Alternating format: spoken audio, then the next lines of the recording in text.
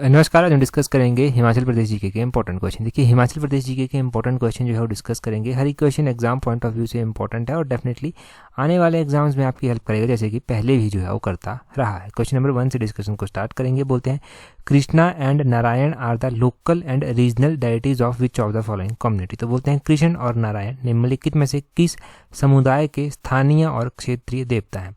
देखो, अलग अलग कम्युनिटीज, अलग अलग कास्ट, अलग अलग ट्राइब्स हिमाचल में जो है वो देखने को मिलती हैं। तो कृष्ण और नारायण ये जो है वो कोली कम्युनिटी के बीच में जो है वो बेसिक जो है वो डाइटीज़ है। अगर हम बात करें न कृष्ण की, तो ये लोकल डाइटी जो है वो माने जाते हैं कोली कम्युनिटी के, और नारायण की बात करें तो ये रीजनल डाइटी जो है वो माने जाते हैं कोली कम्युनिटी के। ऑप्शन सी जो है वो सही आंसर हो जाएगा। यहाँ पर देखिए, यहाँ पर क्या लिखा गया है, यहाँ पर वही लिखा गया है कि कोली जो है वो डिफरेंट नेम्स से जो है वो हिमाचल के अलग अलग पार्ट्स में जाने जाते हैं। जैसे कि इनको डिस्ट्रिक्ट चंबा में हली कहकर जो है वो पुकारते हैं। हली जो है वो इनको कहा जाता है कोली, डागी, और चनाल जो है वो इनको कुल्लू रीजन में जो है वो कहा जाता है।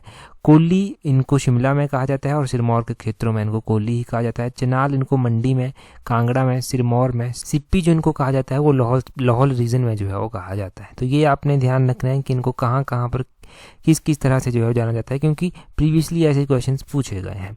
और आपने साथ में ये भी ध्यान रखना है कि ये डिफरेंट पार्ट्स में जो है वो किस किस नाम से जाने जाते हैं। इनके जो स्थानीय देवता हैं वो क्या कौन से हैं, इनके लोकल डाइटी आपने ध्यान रखने हैं, रीजनल जो डाइटी हैं इनके वो भी ध्यान रखने हैं यहाँ से। तो ये सारी इंपॉर्टेंट जानकारी हो गई कोली कम्युनिटी के बारे में। अगला क्वेश्चन देखेंगे हम यहाँ से। देखो, अब से हम जो भी डिस्कस किया करेंगे ना वो लिखकर ही डिस्कस किया करेंगे। देखो, गलती नहीं होनी चाहिए, लिखकर डिस्कस करेंगे, नोट्स बनाने में हेल्प मिलेगी। और जो भी एडिशनल जानकारी होगी वो यहाँ पर ऐसे ही पेन से लिखकर कर दिया करेंगे, ताकि वो भी आप नोट कर सकें, आपके नोट्स अपडेट होते रहें। ये बहुत इंपॉर्टेंट चीज़ें हैं। और आपका ये स्ट्रांगली एक सुजेशन आया था कि लिखकर जो है वो हर एक चीज़ होनी चाहिए, तो लिखकर ही हर एक चीज़ हुआ करेगी। अब आपके पास और भी अच्छे अच्छे सुझाव हो तो काइंडली कमेंट करके बताएं, हम उनके ऊपर डेफिनेटली काम करेंगे। अगला क्वेश्चन देखिए क्या बोलते हैं according to 2011 census which of the following is correctly matched in term of area. देखो, इन टर्म ऑफ एरिया जो है वो करेक्टली कौन सा मैच किया गया है। मैच करने का मतलब ये है कि इनको क्रोनोलॉजिकल ऑर्डर इनका बताना है कि सबसे सटीक तरीके से मैच किए गए हैं डिस्ट्रिक्ट वो कौन से किए गए हैं। तो देखो, सबसे ज़्यादा एरिया हमें देखने को मिलता है कांगड़ा का, फिर कुल्लू का, फिर शिमला का। ये देखो, अभी हम चार्ट देखेंगे तो वहाँ से क्लियर हो जाएगा, परंतु ये जो है ना वो बिल्कुल सीक्वेंस में जो है वो आपको पता होना चाहिए। अभी यहाँ पर आप इस ग्राफ को देखिए, इस चार्ट को देखिए, यहाँ से आप जो है वो इजीली समझ जाएंगे, कोई भी दिक्कत, कोई भी डाउट नहीं रहेगा। हमने कांगड़ा, कुल्लू और शिमला जो है वो सही आंसर टिक किया था। तो कांगड़ा का एरिया यहाँ पर देखिए, कांगड़ा का एरिया जो है वो 5739 स्क्वायर किलोमीटर है, जो कि पूरे हिमाचल का 10.31% कवर करता है।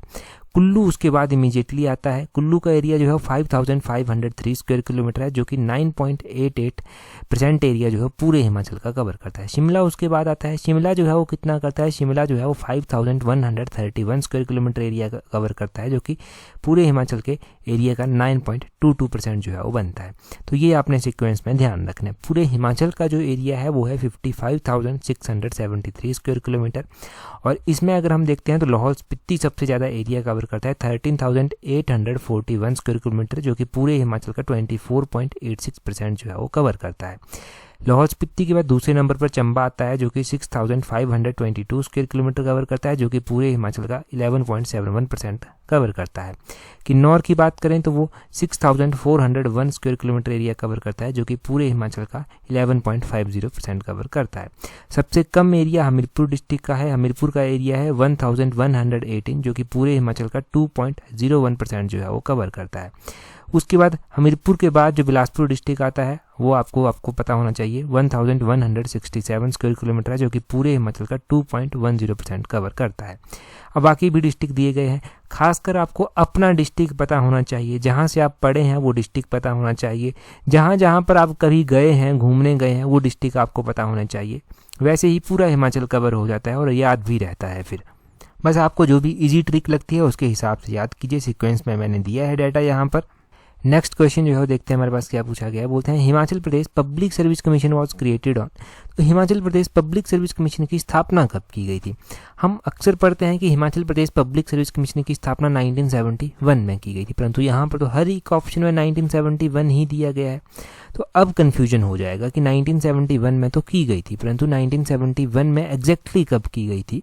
तो ये अप्रैल के महीने में की गई थी। अप्रैल 8, 1971 को इसकी स्थापना की गई थी। ऑप्शन ए जो है वो सही आंसर हो जाएगा। वैसे ही हम कुछ इंपॉर्टेंट इंस्टीट्यूशंस के बारे में भी जानेंगे, परंतु यहाँ से ही पहले हम क्या जानते हैं, Himachal Pradesh public service commission के बारे में कुछ एक इंपॉर्टेंट पॉइंट्स जान लेते हैं। 1971 में इसकी स्थापना जो है वो होती है। इसके जो पहले चेयरमैन बनते हैं वो कौन बनते हैं? इसके पहले चेयरमैन बनते हैं जनरल एस कटोच, के एस कटोच, इनका नाम आपने ध्यान रखना। लेफ्टिनेंट जनरल थे ये के एस कटोच, इनका नाम ध्यान रखना है। अब ये आपने ये भी ध्यान रखना है कि यहाँ पर महिला अध्यक्ष भी रह चुकी हैं। तो महिला अध्यक्ष जो बनी थी यहाँ की, वो बनी थी कुमारी विमला भगत। उनका टेन्योर काफ़ी लंबा था और लंबा होने के साथ साथ जो था वो एकमात्र महिला है ये अभी तक जो कमीशन की चेयरमैन रह चुकी हैं पब्लिक सर्विस कमीशन की। अच्छा, पब्लिक सर्विस कमीशन जो आते हैं ना स्टेट के, वो कौन से आर्टिकल में आते हैं, कौन से पार्ट में आते हैं, ये क्वेश्चन पॉलिटी में बन जाता है। तो ये भी क्वेश्चन हम यहाँ से कवर कर लेंगे।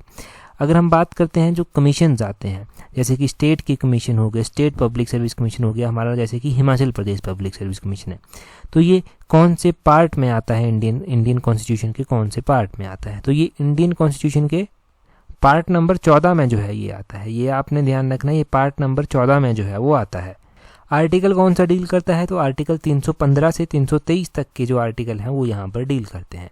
आर्टिकल 315 टू 323 आपने ध्यान रखना है। अच्छा, 1971 में क्या कोई और इम्पोर्टेंट स्थापना भी हुई थी? तो 1971 में ही देखो हिमाचल प्रदेश इलेक्ट्रिसिटी बोर्ड की स्थापना हुई थी। और आपने साथ में ध्यान रखना है कि 1971 में ही हिमाचल प्रदेश को जो है वो पूर्ण राज्य का दर्जा मिला था। 18वें नंबर का स्टेट जो था ये बना था। जनवरी 25 तारीख थी, प्रधानमंत्री इंदिरा गांधी थी। नेक्स्ट क्वेश्चन देखें क्या बोलते हैं। बोलते हैं यहाँ पर Pajhota area where Pajhota movement started lies in which tehsil of Sirmaur district. तो बोलते हैं पझौता आंदोलन, पझौता क्षेत्र जहाँ पर पझौता आंदोलन हुआ था, सिरमौर जिले के कौन सी तहसील में जो है ये आता है? देखो, पझौता आंदोलन कहाँ पर हुआ था? डिस्ट्रिक्ट सिरमौर में हुआ था, परंतु ये सिरमौर के भी कौन से क्षेत्र में हुआ था ये भी क्वेश्चन बनता है। तो ये सिरमौर के कौन से क्षेत्र में हुआ था? सिरमौर के राजगढ़ क्षेत्र में ये हुआ था। ऑप्शन ए जो है वो सही आंसर है। चलो, सही बात है कि सिरमौर के राजगढ़ क्षेत्र में हुआ था। कौन से ईयर में जो था ये आंदोलन हुआ था? तो ये आंदोलन 1942 में जो था वो हुआ था। 1942 में ये आंदोलन हुआ था। अब आपने ध्यान रखना है कि इसके जो मेन लीडर थे वो कौन थे? वो थे श्री सूरत सिंह वैद। ये मेन लीडर थे पझौता सत्याग्रह के। और पझौता सत्याग्रह जो था वो एक्सटेंशन था क्विट इंडिया मूवमेंट का। ये बहुत बार टैट के एग्जाम में तो बहुत बार पूछा गया ये क्वेश्चन कि कौन सा आंदोलन क्विट इंडिया मूवमेंट का एक्सटेंशन है या फिर पझौता आंदोलन किस मूवमेंट का एक्सटेंशन है। तो ये बेसिक क्वेश्चंस ऐसे ही चलते फिरते ही कवर हो जाते हैं। इसके मेन लीडर श्री सूरत सिंह आपने जान लिए। जिस दौरान ये पझौता आंदोलन हुआ था उस दौरान सिरमौर के राजा कौन थे? उस दौरान सिरमौर के राजा राजेंद्र प्रकाश थे। राजेंद्र प्रकाश सिरमौर के राजा हुआ करते थे। अब राजेंद्र प्रकाश सिरमौर के राजा थे। सिरमौर के अंतिम राजा कौन हुए? ये राजेंद्र प्रकाश ही सिरमौर के अंतिम राजा भी जो था वो हुए। राजा राजेंद्र प्रकाश के द्वारा ही जो था वो 1948 में 13 मार्च थी 1948 था। महाराजा राजेंद्र प्रकाश के द्वारा जो था वो हिमाचल में जो सिरमौर को विलय करने की संधि थी उसके ऊपर हस्ताक्षर किए गए। और 15 अप्रैल 1948 को देखने को हमें मिलता है कि हिमाचल का ये एक जिला बनकर जो है वो सामने आता है। यहाँ से ही मैं आपको रिवाइज करवा दूं कि सिरमौर डिस्ट्रिक्ट का जो एरिया है वो कितना है? वो है 2825 स्क्वायर किलोमीटर, जो कि पूरे हिमाचल का 5.07% जो है वो कवर करता है। ये भी ध्यान रखना है यहाँ से। अगला क्वेश्चन देखिए क्या बोलते हैं यहाँ पर। बोलते हैं during which year Kullu acquired the status of. District भी होगा यहाँ पर, डिस्ट्रिक्ट लिखा नहीं है, यहाँ पर लिख देते हैं डिस्ट्रिक्ट। बोलते हैं कि कुल्लू को जो था वो कब डिस्ट्रिक्ट का दर्जा जो था वो मिला था? कुल्लू को किस वर्ष पूर्ण जिले का दर्जा मिला था? देखो हिंदी में पूरा लिखा गया है। कुल्लू को देखो पूर्ण जिले का दर्जा कब मिला था? 1963 की ये बात है। ऑप्शन बी जो है वो सही आंसर है। कुल्लू को जो है वो पूर्ण जिले का दर्जा जो है वो मिल गया। अब हम पूरी बात यहाँ से कुल्लू की जानते हैं कि कुल्लू को किस तरह से दर्जा मिला, क्या पूरी बात है। देखो, कुल्लू की बात इस तरह से है कि 1963 में जो है वो कुल्लू को एक डिस्ट्रिक्ट का दर्जा जो है वो मिल जाता है, परंतु इसको जो है वो डिस्ट्रिक्ट डिक्लेयर किया जाता है उस दौरान पंजाब का। तो ये पंजाब का डिस्ट्रिक्ट उस दौरान जो था वो हुआ करता था। फिर उसके बाद क्या हुआ? 1 नवंबर 1966 थी। 1 नवंबर 1966 को पंजाब को रीऑर्गेनाइज किया गया, पंजाब को पुनर्गठन किया गया पंजाब का। तो ये जो पंजाब का पुनर्गठन का कमीशन आया, यहाँ से हिमाचल में कुछ क्षेत्र जो था वो आ गए थे, और हिमाचल में जो क्षेत्र आए यहाँ पर, उसमें से जो है वो कुल्लू जो था वो एक जिला हुआ करता था। फिर ये हिमाचल का एक डिस्ट्रिक्ट बनता है 1 नवंबर 1966 को। उससे पहले भी डिस्ट्रिक्ट ही था, परंतु कुल्लू का था। परंतु पंजाब रीऑर्गेनाइजेशन कमीशन जो आया था, तो पंजाब को पुनर्गठन उसके तहत किया गया, और फिर जो है वो क्या हुआ, 1 नवंबर के बाद जो है वो कुल्लू जो है वो हिमाचल में मिल जाता है आकर। और हमें क्या देखने को मिलता है कि कुल्लू के अलावा लाहौल स्पीति हो गया, शिमला हो गया, कांगड़ा हो गया, ये भी जो है वो पंजाब पुनर्गठन के बाद जो है वो हिमाचल में आए थे। और फिर फाइनली हमें देखने को मिलता है कि हिमाचल में 6 जिले हुआ करते, 6 में से अब 4 और जिले जुड़ जाते हैं, और ये जो है वो टोटल 10 जिले जो हैं वो अब हिमाचल प्रदेश में हो जाते हैं। इस दौरान मुख्यमंत्री हिमाचल के कौन हुआ करते थे, तो इस दौरान मुख्यमंत्री हिमाचल के डॉक्टर यशवंत सिंह परमार हुआ करते थे। डॉक्टर यशवंत सिंह परमार जो था वो 1963 में मुख्यमंत्री बने थे, और 1967 में जो था वो 1967 तक मुख्यमंत्री रहे थे। दूसरा कार्यकाल था ये इनका मुख्यमंत्री के रूप में। इससे पहले पहला कार्यकाल इनका 1952 से लेकर 1956 तक जो था वो रहा था। उसके बाद तीसरा कार्यकाल इनका 1967 में फिर से ये चुने गए, 1967 से 1972 तक रहे, और फिर से ये चौथी बार चुने गए 1972 में, 1972 में चुने गए, 1977 तक रहे। तो ये 4 कार्यकाल हैं, 4 बार ये मुख्यमंत्री रहे हिमाचल प्रदेश के, ये भी पता चल गया। अगला क्वेश्चन देखिए क्या बोलते हैं in which of the following year the Himachal Pradesh public service guarantee act pass. तो Himachal Pradesh public service guarantee act जो था ये कब अधिनियम ये जो है पारित किया गया, तो हिमाचल प्रदेश का जो लोक सेवा गारंटी अधिनियम है ये 2011 में जो था वो पारित किया गया था। ऑप्शन सी सही आंसर है। मोस्ट इंपॉर्टेंट क्वेश्चन, 2011 में जो था वो इसको पारित किया गया था। साथ में ही अगर हम 2011 का सिनेरियो देखते हैं कि यहाँ पर क्या हुआ था, और तो 2011 में Himachal Pradesh private educational institution regulatory commission जो था वो सेटअप किया गया था। ये क्वेश्चन HPSSC के द्वारा पूछा गया। जब स्टाफ सिलेक्शन कमीशन पेपर करवाता था, किसी टाइम होता था वो उसका अस्तित्व कभी, तो वो पेपर करवाता था, उसके द्वारा पूछा गया कि Himachal Pradesh private educational institutional regulatory commission कब सेटअप किया गया, वो 2011 में किया गया। 2011 में ही हमें देखने को मिलता है कि हिमाचल प्रदेश क्रॉप डाइवर्सिफिकेशन प्रोजेक्ट भी जो था वो इम्प्लीमेंट हुआ हिमाचल में, और जापान की सहायता से ये चलाया गया। जापान की जो जाइका जो है ना, इसकी सहायता से चलाया गया। जापान इंटरनेशनल कॉर्पोरेशन एजेंसी जो है वो इसकी सहायता से इसको लॉन्च किया गया। तो ये 2011 के सिनेरियो आपने ध्यान रखने हैं। नेक्स्ट क्वेश्चन देखें, उससे पहले अगर देखो आप तैयारी कर रहे हैं एलाइड सर्विसेज की, तो एलाइड सर्विसेज देखो एग्जाम बहुत नज़दीक है, क्योंकि HAS का एग्जाम हो जाएगा, उसके बाद थोड़ा सा टाइम है, 1-2 महीने का ही, और देखते ही देखते जैसे PGT के एग्जाम हो गए, एलाइड का एग्जाम भी जो है वो हो जाएगा। तो तैयारी तो अभी कर ही रहे हैं, तो तैयारी को अगर अच्छी शेप भी देनी है तो टेस्ट सीरीज आप प्रैक्टिस कर सकते हैं। टेस्ट सीरीज के लिंक नीचे डिस्क्रिप्शन बॉक्स कमेंट बॉक्स में दिए गए हैं, वहाँ से आप अवेल कर सकते हैं। डेफिनेटली आपकी जो भी कमियां होंगी वो तो इम्प्रूव होंगी ही होंगी, साथ में आपको बहुत नया जो है वो सीखने को भी मिलेगा। तो टेस्ट सीरीज को ज्वाइन कर लेना, नीचे डिस्क्रिप्शन बॉक्स कमेंट बॉक्स में लिंक दिया गया है। कोई भी दिक्कत आती है तो आप हमें डायरेक्टली ईमेल कर सकते हैं, और साथ में ही ध्यान रखना है कि टेस्ट सीरीज ज्वाइन करने के बाद टेस्ट सीरीज का ग्रुप जरूर ज्वाइन कर लेना, वहाँ पर और भी डाटा आपको मिल जाएगा। अगला क्वेश्चन देखिए, बोलते हैं who build the Tabo monastery around 996 AD। तो बोलते हैं 996 ईस्वी के आसपास ताबो मठ की स्थापना किसके द्वारा की गई थी, इसका निर्माण किसके द्वारा किया गया था। तो देखो ताबो मोनेस्ट्री, जिसको अजंता ऑफ हिमालयस भी कहा जाता है, इसकी स्थापना ये शाशोद के द्वारा की गई थी। ये ऑप्शन ए सही आंसर हो जाएगा। ये शाशोद के द्वारा इसकी स्थापना की गई थी। अब ताबो मोनेस्ट्री के बारे में थोड़ा सा जान लेते हैं। देखिए ये जो ताबो मोनेस्ट्री है ना, ये वेस्टर्न तिब्बतन रूलर थे, ये शाशोद इनके द्वारा बनाई गई थी, 996 AD में बनाई गई थी। और इनके द्वारा जो बनाई गई थी ना, ये एक इंस्पिरेशन थी इनकी जो बनाई गई थी। इंस्पिरेशन कहाँ से थी, एक बुद्धिस्ट स्कॉलर थे रिंचिन जांगो, वहाँ से इंस्पिरेशन मिली, फिर इनके द्वारा ये बनाई गई। इसको अजंता ऑफ हिमालयस भी कहते हैं। और ताबो मोनेस्ट्री के द्वारा 1996 में 1000 साल जो था वो पूरे हो गए थे, तो वो सेलिब्रेशन भी की गई थी। इसके अलावा जो इंपॉर्टेंट मोनेस्ट्रीज हैं, जैसे कि अभी साशूर गोम्पा पूछा गया था कि कहाँ पर स्थित है, साशूर गोम्पा लाहौल में जो है वो स्थित है, और ये 7th सेंचुरी में बना हुआ गोम्पा है। देवा ग्यास्तु के द्वारा ये बनाया गया था। कारदंग मोनेस्ट्री की बात करें तो ये जो है वो ये भी लाहौल में ही जो है वो आता है, और ये कारदंग विलेज में स्थित है। कारदंग विलेज में स्थित है, रंगचा पीक में जो है ये स्थित है, ये आपने ध्यान रखना है। ये कब बनाया गया, ये 900 AD में जो था वो बनाया गया था कारदंग गोम्पा। 1912 में इसको रेनोवेट किया गया था लामा नोरबू के द्वारा। कारदंग के थे ये, और इनके द्वारा इसको रेनोवेट किया गया। और एक तायुल मोनेस्ट्री है, तायुल मोनेस्ट्री जो है ये 17th सेंचुरी में बनाई गई, लामा सारजा रिनचेन के द्वारा ये बनाई गई, ये भी आपने ध्यान रखना है। तो ये सारा मोनेस्ट्रीज़ के बारे में हो गया। ये PDF मैं आपके साथ टेलीग्राम पर शेयर कर दूंगा चाहे, और जिन्होंने एलाइड की टेस्ट ज्वाइन की हुई है, PGT की गई है, उनके साथ ये जो PDF है ये शेयर कर दी गई है। तो ये सारा लिखा हुआ भी मिल जाएगा। अगला क्वेश्चन देखेंगे हम, ये तो सारा आपने पढ़ ही लिया कि 17th सेंचुरी में तायुल गोम्पा लामा सारजा रिनचेन के द्वारा बनाया गया था।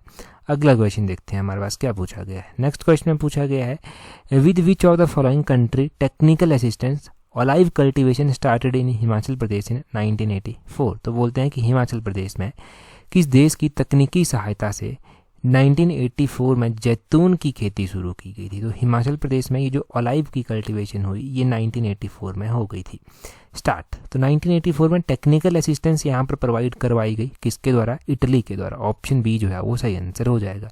इटली के द्वारा टेक्निकल असिस्टेंस यहाँ पर प्रोवाइड करवाई गई, और इटली का अभी नाम चर्चा में भी है। इटली की एक तो प्रधानमंत्री का नाम आपने ध्यान रखना है, वो आपको याद रह भी जाएगा क्योंकि प्रधानमंत्री नरेंद्र मोदी अभी इटली गए भी थे G7 समिट के लिए। प्रधानमंत्री जो इटली की हैं उनका नाम है जॉर्जिया मेलोनी। अभी देखो जब प्रधानमंत्री नरेंद्र मोदी जो है वो तीसरी बार प्रधानमंत्री चुने गए तो सबसे पहला उनका फॉरेन का जो ट्रिप रहा वो कौन सी कंट्री का रहा? तो वो इटली का ही फॉरेन का ट्रिप उनका सबसे पहला रहा था। G7 समिट के लिए वो वहाँ पर गए थे। अभी ये आपका इंटरनेशनल नेशनल अफेयर में क्वेश्चन बन रहा है और ये पक्का क्वेश्चन बनेगा G7 का, इसको नोट करना।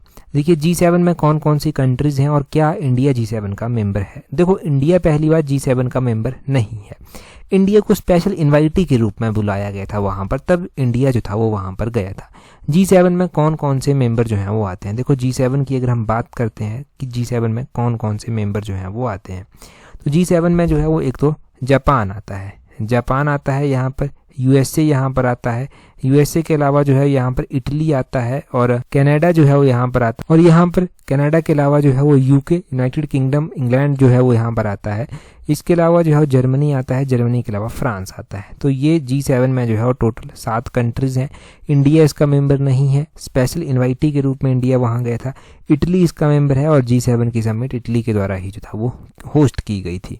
इटली की प्रधानमंत्री का नाम ज़रूरी हो गया, वो ध्यान रखना है। इटली की सहायता से हमने जैतून की खेती 1984 में ही हिमाचल में स्टार्ट कर दी थी। तो अभी ये बहुत अच्छा रिवीजन हो गया, यहाँ से कोई डाउट नहीं रहेगा। अगले क्वेश्चन में बोलते हैं according to 2011 census male population in Himachal Pradesh. तो हिमाचल में जो 2011 की जनगणना हुई उसके अकॉर्डिंग जो मेल पॉपुलेशन है यहाँ की, पुरुषों की जो जनसंख्या है वो कितनी है। पुरुषों की जनसंख्या हिमाचल में जो है वो 2011 की जनगणना के अनुसार 34.82 लाख है। ऑप्शन ए जो है वो सही आंसर हो जाएगा। ये है मेल पॉपुलेशन। अभी हम पॉपुलेशन का पूरा डाटा जानेंगे ताकि आपको पता चले कि कितनी पॉपुलेशन किस किस क्षेत्र में आती है। तो उसके लिए यहाँ पर देखिए आप क्या क्या दिया गया है हमारे पास।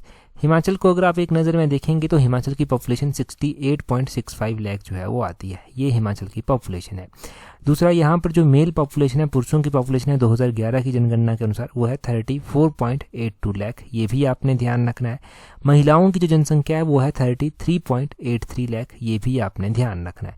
महिलाओं की हो गई, पुरुषों की हो गई। अगर आप ग्रामीण क्षेत्रों में पॉपुलेशन की बात करते हैं तो ग्रामीण क्षेत्रों में जो पॉपुलेशन आती है वो आती है 61.76 लाख, ये आपने ध्यान रखना है। अर्बन पॉपुलेशन कितनी है हिमाचल की, वो है 6.89 लाख, ये आपने ध्यान रखना है। ये शहरी क्षेत्रों की जनसंख्या है।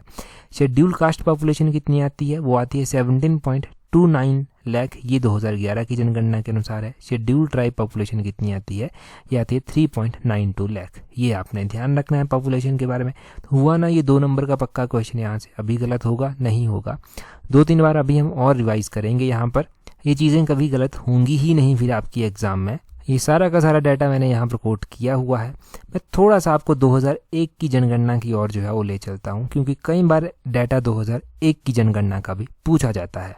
जब 2001 की जनगणना हुई थी तो हिमाचल की पॉपुलेशन कितनी थी, तो हिमाचल प्रदेश की पॉपुलेशन उस टाइम 60,77,900 थी, ये आपने ध्यान रखना है। ये पॉपुलेशन थी हिमाचल प्रदेश की 60,77,900, ये आपने ध्यान रखना। उससे पहले 1991 में भी जो था वो जनगणना हुई थी। 1991 में जब जनगणना हुई तो हिमाचल की पॉपुलेशन और भी कम थी, वो थी 51,70,000 877, ये आपने ध्यान रखना है। ये हिमाचल की पॉपुलेशन थी। 1981 में भी जनगणना हुई तो उस दौरान हिमाचल की पॉपुलेशन कितनी थी? और भी कम थी, वो थी 42,80,818। ये आपने ध्यान रखना है। तो ये हो गई जी हिमाचल की पॉपुलेशन अलग अलग सेंसस के अकॉर्डिंग। 2001 के सेंसस के अकॉर्डिंग, 2001 के अलावा 1991, 1981। कुछ भी पूछा जाए आप फटाफट आंसर करेंगे अब क्वेश्चन का। चलते हैं अगले क्वेश्चन की ओर। अगले क्वेश्चन में बोलते हैं, यहाँ पर आसान ही क्वेश्चन है ये तो। देखो पेपर 1 की अगर आप तैयारी कर रहे हैं तो पेपर 1 में देखो पासिंग मार्क्स ही चाहिए, और अगर आप अच्छे से इस स्कोर को रीच करना चाहते हैं, ओवरटेक करना चाहते हैं 35% को, और अच्छे नंबर लेना चाहते हैं तो टेस्ट सीरीज आप प्रैक्टिस कर सकते हैं।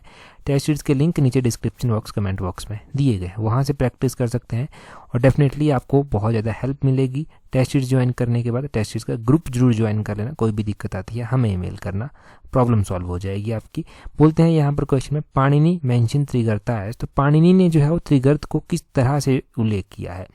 त्रिगर्त का उल्लेख पाणिनि ने जो है वो आयुधाजीवी संघ में किया है। ऑप्शन ए जो है वो सही आंसर हो जाएगा। बिल्कुल आसान क्वेश्चन है, किसी भी तरह स्टेटमेंट में एग्जाम में पूछ लिया जाता है, एमसीक्यू में एग्जाम में पूछ लिया जाता है ये क्वेश्चन। देखो त्रिगर्त के बारे में जाने हम तो त्रिगर्त जो है ये सुशर्मा चंद्र के द्वारा इसकी स्थापना की गई थी इस जनपद की, और 8वीं BC से लेकर 5वीं BC के बीच में इसकी स्थापना जो था वो कहीं पर की गई थी। अब ध्यान रखना है कि महाभारत में जब कौरवों का युद्ध हुआ था, कौरवों और पांडवों का युद्ध हुआ था, तो सुशर्मा चंद्र ने जो है वो महाभारत युद्ध में कौरवों की सहायता जो था वो की थी। ये ध्यान रखना है। और आपने ये भी ध्यान रखना है कि जब पांडव जो था वो वनवास पर थे, अज्ञातवास पर जो था जब वो लोग थे, तो उनको जो था वो शरण दी गई थी मत्स्य राजा विराट के द्वारा। तो सुशर्मा चंद्र के द्वारा जो था वो पांडवों को जिसने मत्स्य राजा विराट था जिसने शरण दी थी, उसके ऊपर आक्रमण भी जो था वो किया गया था। और आपने ये भी ध्यान रखना है कि त्रिगर्त किसको कहते थे? त्रिगर्त जो है वो रावी, ब्यास और सतलुज नदियों के बीच का जो क्षेत्र था उसको त्रिगर्त कहते थे। ये पता होना चाहिए। कनिष्क के द्वारा भी त्रिगर्त को जो है वो मेंशन किया गया। कनिष्क ने जो है वो 6 राज्य समूहों में जो है वो त्रिगर्त का हिस्सा जो था वो बताया था। इसमें कौरव शक्ति बताया था, जलमणि बताया था, जानकी बताया था, ब्रह्मगुप्त बताया था, दंडकी बताया था और कौंदो प्रथा जो था वो बताया था। तो ये 6 हिस्से त्रिगर्त के बताए थे। ये 6 हिस्सों के नाम पूछे जाए चांसेस बहुत कम है, परंतु कमीशन कुछ भी कहीं से भी पूछ रहा है तो आपको हर एक सिचुएशन के लिए तैयार रहना है। थोड़ा थोड़ा पढ़ा होता है ना तो एग्ज़ाम में यही बूंद बूंद जाके जो है वो आपका घड़ा भरती है, और 35% के आप 45%, 50% इससे ज़्यादा नंबर जो है वो ईजिली ले जाते हैं। अगला क्वेश्चन देखें, बोलते हैं what is the rank of Himachal Pradesh in India innovation index 2021 among north east हिली स्टेट्स। तो बोलते हैं कि भारत नवाचार सूचकांक 2021 में पूर्वोत्तर पहाड़ी राज्यों में हिमाचल का क्या रैंक था?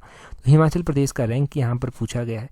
इससे पहले का जो मिशन एलाइड का पार्ट है उसमें पहला ही क्वेश्चन हमने ये डिस्कस किया है, डिटेल से डिस्कस किया है। अभी आप कमेंट करके जो है वो बताएंगे, रिवीजन आपका अच्छा खासा हो जाएगा। और टेलीग्राम पर अगर आपने हमें ज्वाइन नहीं किया है तो टेलीग्राम पर ज्वाइन करने के लिए अपने टेलीग्राम से @tallexam31 इस तरह से सर्च करना, आपको हमारा टेलीग्राम चैनल मिल जाएगा।